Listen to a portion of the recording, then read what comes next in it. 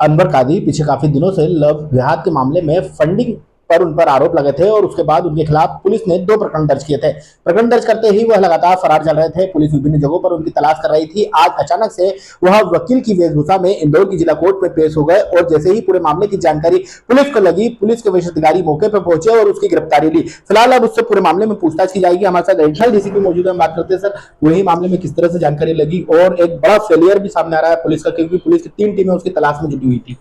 देखिए, लगातार पुलिस लगातार दबाव दे रही थी और पुलिस की डेफिनेटली जो मेहनत की गई थी, जो लगातार दबिशें दे रही थी, पुलिस की इस कार्रवाई से ही उसको फिर सरेंडर करना पड़ा। उसके द्वारा कोर्ट में माननीय न्यायालय के समक्ष सरेंडर किया गया। वहाँ से तत्काल सूचना मिली, पुलिस मौके पर पहुंची और उसको गिरफ्तार किया गया। उसको माननीय न्यायालय के समक्ष पेश किया गया और 8 दिन की पुलिस रिमांड उनसे मांगी गई है। अब जो 2 केस जो बालगंगा थाने में 2 केस रजिस्टर्ड है, उनमें चूंकि आपराधिक षड्यंत्र के मामले में यह आरोपी है। इससे पूर्व इसकी पत्नी, इसकी जो बच्ची थी, उसको भी दिल्ली से जो लड़की को भी गिरफ्तार किया गया था और उसको भी आरोपी बनाया गया था। उसके बाद इसको चूंकि अब इससे इस दोनों केसों के मामले में अब इससे एविडेंसेस कलेक्ट किए जाएंगे। पुलिस रिमांड जो लिया गया है, उस पुलिस रिमांड की अवधि में इससे पूछताछ की जाएगी और विवेचना के संबंध में एविडेंसेस कलेक्ट किए जाएंगे। सर, ये भी जांच पड़ताल की जाएगी कि फरारी के दौरान किन लोगों ने मदद करी और कहाँ-कहाँ ये गया और किस तरह से अब आगे कार्रवाई होगी? बिल्कुल, देखिए, अगर जिसने भी मदद की होगी, इसकी ये जानती हो कि ये अपराधी है, और उसके बाद भी अगर इसकी मदद की होगी तो आपराधिक व्यक्ति को शरण देने के आरोप में डेफिनेटली इसको भी हम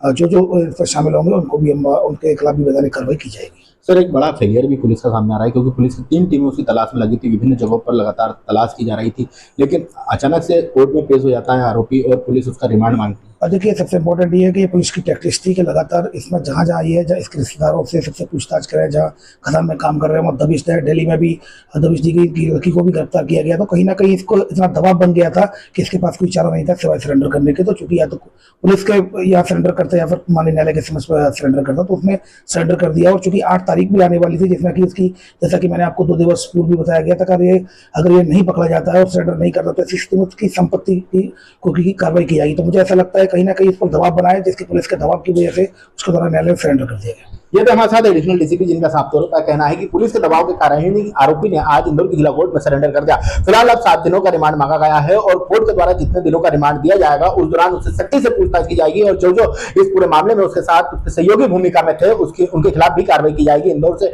TV9 भारत के लिए संदीप मिश्रा।